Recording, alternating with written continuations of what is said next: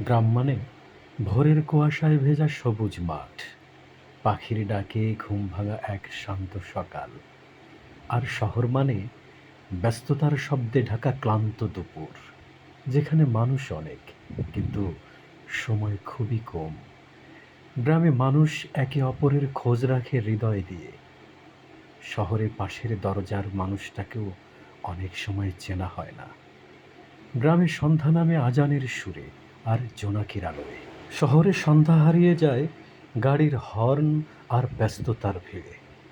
গ্রামের মাটিতে আছে শেকড়ের টান, শহরের আকাশে আছে স্বপ্ন ছোঁয়ার তারা।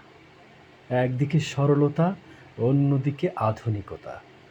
দুই জগতের মাঝেই আছে জীবনের আলাদা সৌন্দর্য। তবুও সত্যি বলতে শহর মানুষকে বড় হতে শেখায়, আর গ্রাম মানুষকে মানুষ হতে শেখায়। শহর মানুষকে বড় হতে শেখায়, গ্রাম মানুষকে মানুষ হতে শেখায়।